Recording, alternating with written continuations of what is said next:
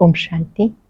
आज 15 सितंबर 2023 के साकार मधुर महावाक्य हैं। आज शुक्रिया दिवस पर हम विश्व नियंता का शुक्रिया करते हैं जिन्होंने हमें कर्म योगी बनना सिखाया, कर्म योग से कर्म बंधन मुक्त बनाया। बहुत ही सुंदर बात बाबा ने समझाई। इस संगम युग पर तुम बच्चे सच्चे सच्चे कर्म योगी हो। जो कर्म योग की स्थिति में रहते हैं तो सब बंधन समाप्त हो जाते हैं।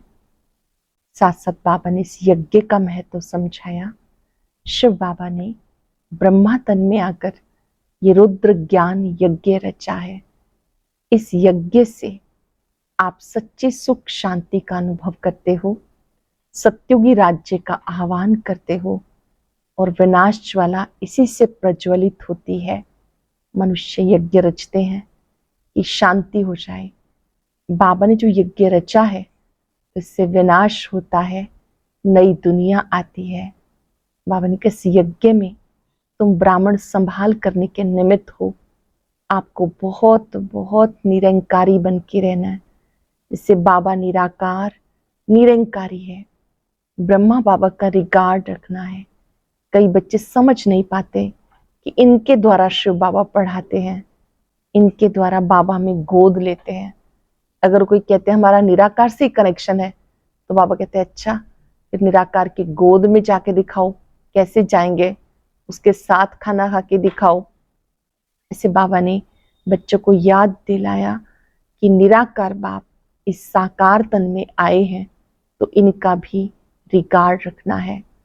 आप बच्चे बाबा के आगे अपना सब कुछ अर्पण कर देते हो कि मेरा कुछ भी नहीं, सब कुछ बाबा आपका है।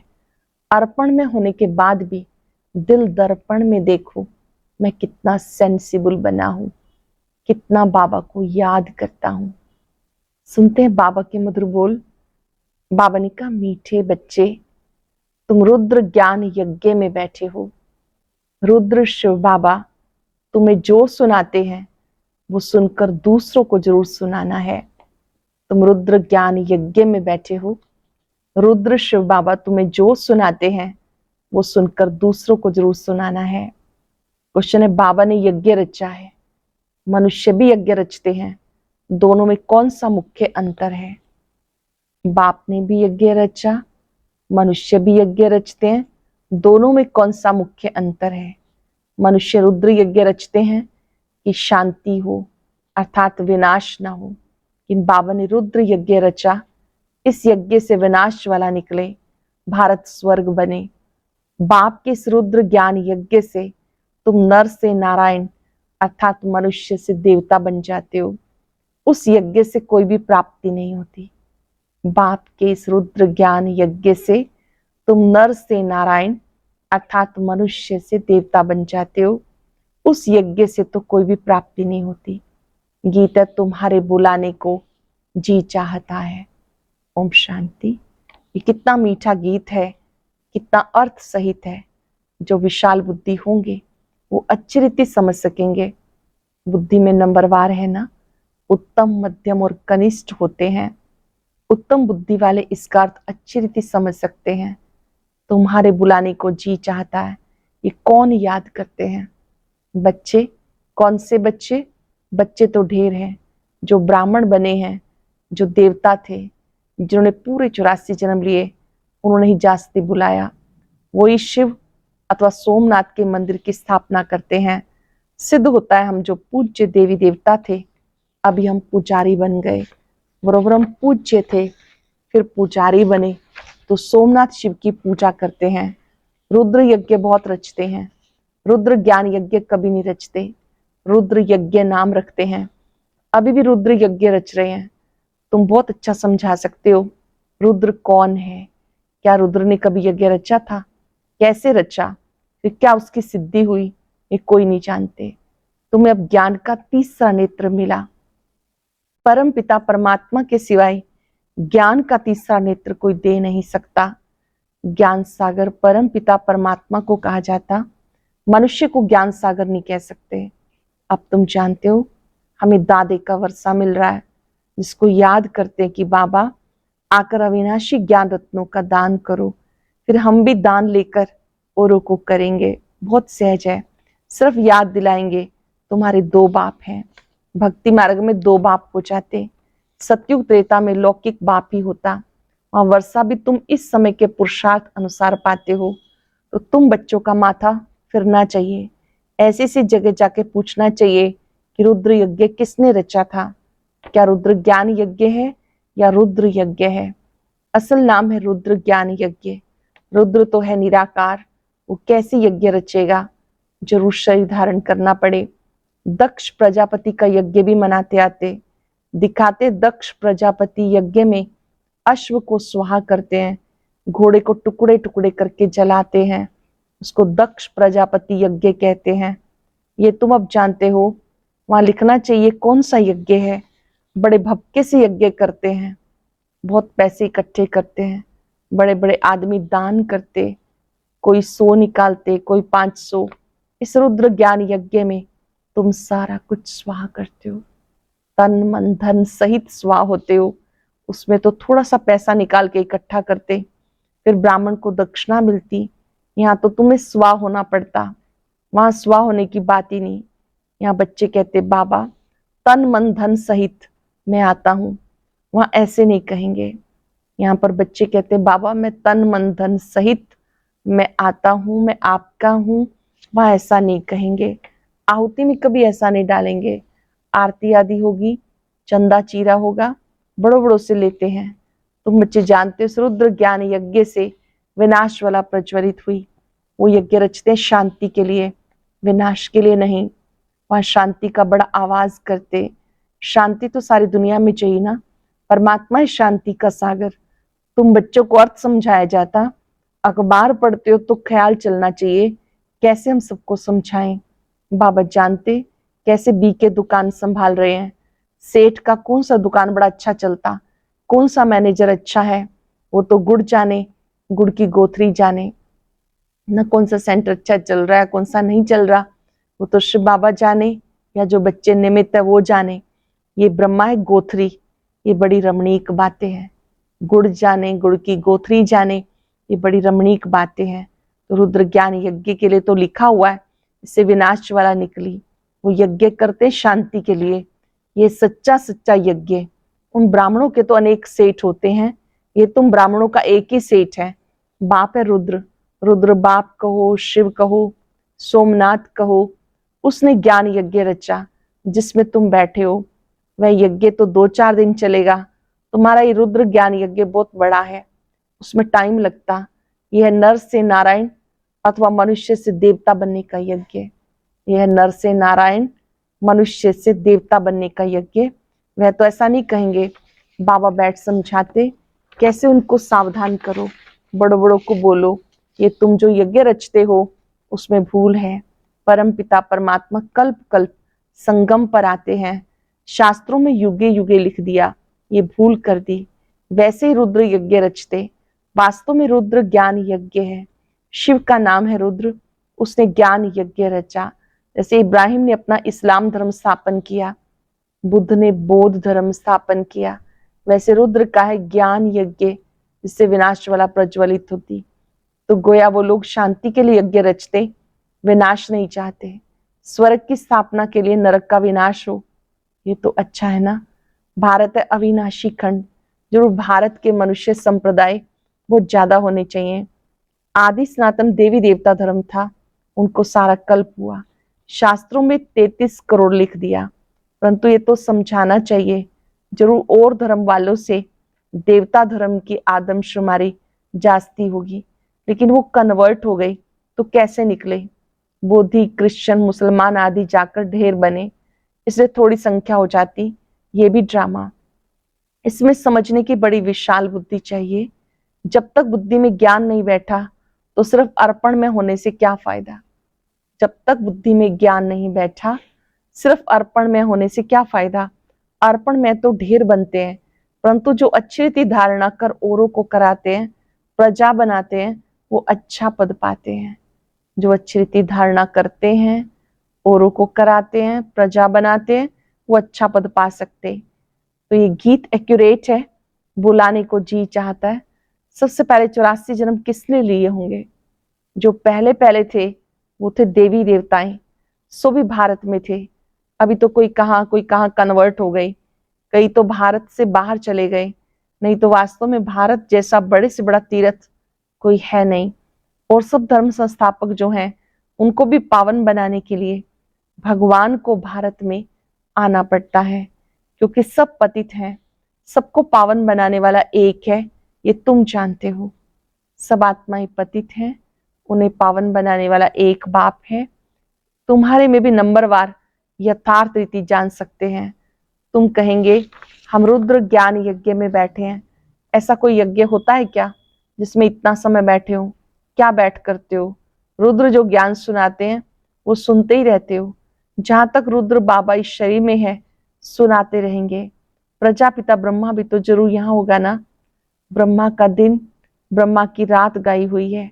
सूक्ष्म वतनवासी ब्रह्मा का दिन थोड़ा ही दिन और रात बनाएंगे, वह तो सूक्ष्म वतनवासी देवता है। दिन और रात का प्रश्न यहाँ का है। ब्रह्मा की रात माना पतित, फिर वही पतित बनते तो दिन होता। ब्रह्मा को भी पावन बनाने वाला वो एक सत्य गुरु है। सत्य बाबा, सत्य टीचर, सत्य गुरु तीनों इकट्ठे हैं। बाबा बाप भी है, टीचर भी है, सतगुरु भी है। पहले जरूर बाप के बच्चे होंगे, फिर पद टीचर का पाएंगे। नंबरवार है ना, ये भी बुद्धि में रहे तो कितनी खुशी रहे। तुम पहले बेहद बाप के थे ना, यहाँ आए हो पार्ट बजाने। भक्ति मार्ग में बेहद बाप को याद करते आए, क्योंकि वो है स्वर्ग का रचयिता, जरूर स्वर्ग की राजाई देने वाला। ये समझाना तो बड़ा सहज है, सेंसिबली समझा सकेंगे।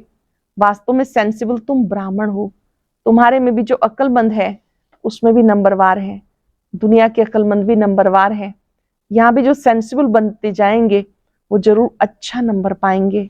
हर एक अपने दिल से पूछे हम कहाँ तक सेंसिबल बना हूं। जैसे बाबा मुरली चलाते हैं वैसे वहां भी तुम्हारी मुरली चल सकती है। तुम उन्हें समझाओ रुद्र यज्ञ, रुद्र ज्ञान यज्ञ में रात दिन का फर्क है। रुद्र ज्ञान यज्ञ रचा तो उससे विनाश ज्वाला निकली, भारत स्वर्ग बना। फिर वो यज्ञ रचते हैं विनाश ना हो, अर्थात स्वर्ग स्थापन ना हो। ये तो उल्टी बात हो गई। तभी तो बाबा कहते मैं इन सबका उद्धार करने आता हूँ, रुद्र ज्ञान यज्ञ रचता हूँ। तुम प्रतिज्ञा करते हो बाबा हम आपसे सुनकर औरों को सुनाएंगे। अच्छा औरों को सुनाओ, पहले यहाँ तो रिपीट करो, घड़ी घड़ी रिपीट करो, जो फिर कहीं समझा सको। बाबा जो पॉइंट सुनाते हैं उसको पहले दोहराओ, रिपीट करो, तब आप औरों को सुना सकेंगे। बड़ी फर्स्ट क्लास पॉइंट है। उस यज्ञ में तो जो तिल आदि डालते हैं, इस रुद्र ज्ञान यज्ञ में सारी पुरानी दुनिया की सामग्री स्वाह हुई थी, परंतु ये सब बातें कोई की बुद्धि में अचरित धारण नहीं होती। बाबा को याद नहीं करते तो बुद्धि का ताला नहीं खुलता। अटेंशन देंगे, याद करेंगे तो बुद्धि का ताला खुलेगा। बाबा कहते हम भी क्या करें, इस समय सबकी बुद्धि पतित है, सबको पावन बनाता हूं। जो मेरे को याद नहीं करते उसमें धारणा नहीं हो सकती। बुद्धि का ताला कैसे खुले? याद से ही खुलेगा। मोस्ट बिलव्ड बाप है, उनकी बड़ी महिमा करते। शिव बाबा की कितनी महिमा है। शिव की पूजा भी होती, जरूर आता होगा। बिगर ऑर्गन्स क्या आकर करेंगे? तो ब्रह्मा में आया है। तुम बच्चे बाप दादा के सामने बैठे हो, परंतु देवीमान के कारण इतना लव बाप के लिए रिगार्ड नहीं रहता। देवीमान होने के कारण इतना प्यार, इतना रिगार्ड नहीं रहता। डायरेक्शन पर मुश्किल चलते हैं, अहंकार में आ जाते। बाबा कहते मैं निरंकारी हूं, तुम्हें इतना अहंकार क्यों आता है? बाबा का प्रश्न हम सबसे, मैं निरंकारी हूं, तुम आत्माओं का पिता, तुम्हें इतना अहंकार क्यों आ जाता? बस समझते हैं मैं ही होशियार हूं, इतना देहाभिमान आ जाता है। इतना देहाभिमान आ जाता कि मैं ही होशियार हूं। अब कोई का पति मर जाता तो उसकी देह खत्म हो गई, बाकी आत्मा निकल गई। फिर ब्राह्मण में आत्मा को बुलाते, देह को तो नहीं बुलाते। भावना रखते हैं तो भावना का भाड़ा मिल जाता। पति को याद करते रहे तो पति का साक्षात्कार कर लेंगे। बाबा साक्षात्कार तो कराते हैं ना। ऐसे बहुतों का प्यार होता, आएगी तो आत्मा ना। कोई का स्त्री में प्यार होता तो भावना का भाड़ा मिल जाता। स्त्री को देख लेते हैं, चीज ले आते, खुद उनको पहनाते, ऐसे बहुत कुछ होता आया। आगे बहुत विधि से खिलाते थे, जैसे गणेश को, गुरु नानक आदि को याद करते हैं तो साक्षात्कार हो जाता है। ऐसे बहुतों को हो सकता है, परंतु वो चाबी एक बाबा के हाथ में है। बाबा कहते हैं साक्षात्कार की बातें भी ड्रामा में नोंदी हुई हैं। साक्षात्कार कराया, ड्रामा चला, ठहरता नहीं। ड्रामा को अच्छी रीति जानना होता। अरे बाबा को तो अच्छी रीति, बाबा का तो अच्छी रीति रिगार्ड रखूं। बाबा में इतना रिगार्ड रखना बड़ा मुश्किल समझते वो निराकार है। कहते ये तो उनका रथ है, इनको हम क्या करेंगे, हम तो निराकार को याद करेंगे। ऐसे कई लोग कहते हैं तो शिव बाबा का रथ है तो हम तो शिव बाबा को याद करेंगे। अच्छा, निराकार की गोद में जाके दिखाओ, निराकार के साथ खाओ पियो, तुम इनके पास क्यों आते हो? कहते नहीं बाबा, आप इसमें हो, आपको इनमें विराजमान समझ के चलते हैं। यह बड़ा मुश्किल किसी की बुद्धि में रहता है, मुश्किल किसी की बुद्धि में रहता है कि इनके द्वारा शिव बाबा हमें पढ़ाते हैं, हम उनकी गोद में आए हैं, हम उनके संग खाते हैं।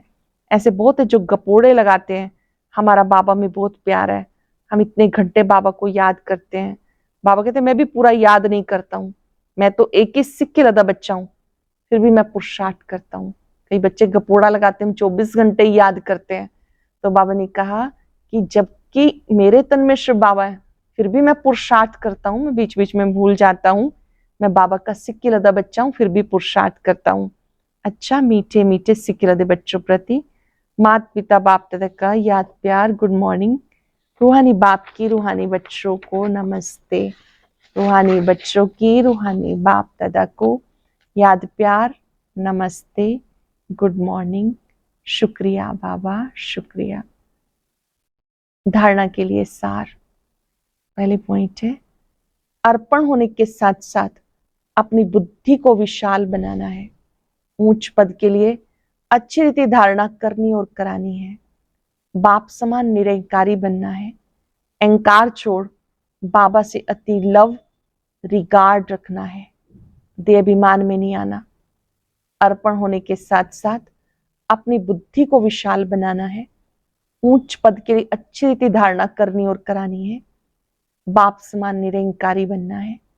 अहंकार छोड़ बाबा से अति लव रिगार्ड रखना है। देह अभिमान में नहीं आना। वरदान है मालिक बन, कर्म इंद्रियों से कर्म कराने वाले, कर्म योगी, कर्म बंधन मुक्त भव।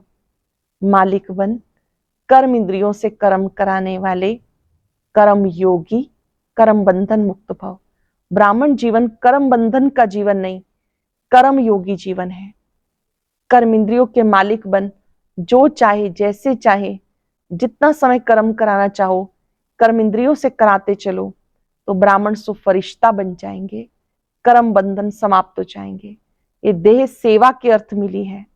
कर्म बंधन के हिसाब किताब की जीवन समाप्त हुई। पुरानी देह की दुनिया का संबंध समाप्त हुआ, इसलिए इसे मरजीवा जन्म कहते हैं। ब्राह्मण जीवन कर्म बंधन का जीवन नहीं, कर्म योगी जीवन है। कर्म इंद्रियों के मालिक बन, जो चाहो जैसे चाहो जितना समय कर्म करना चाहो वैसे कर्म इंद्रियों से कराते चलो तो ब्राह्मण सो फरिश्ता बन जाएंगे, कर्म बंधन समाप्त हो जाएंगे। ये देह सेवार्थ मिली है। कर्म बंधन के हिसाब किताब की जीवन समाप्त हो गई। पुरानी देह की दुनिया का संबंध समाप्त हुआ, इसीलिए इसे मरजीवा जीवन कहते हैं। स्लोगन है दिलाराम के साथ का अनुभव करना है तो साक्षीपन की स्थिति में रहो।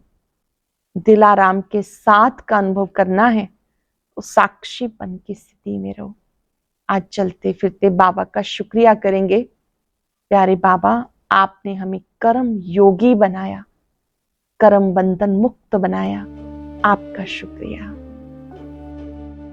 भृकुटी सिंहासन पर बैठे, स्वराज्य की सीट पर बैठे, महसूस करें बाबा ने हमें कर्म योग सिखाया है। कर्म कराने वाली मैं शक्तिशाली आत्मा, हर बंधन से मुक्त। मैं जब चाहूं कर्म इंद्रियों की मालिक बन कर्म कराऊं, जब चाहूं डिटैच हो जाऊं।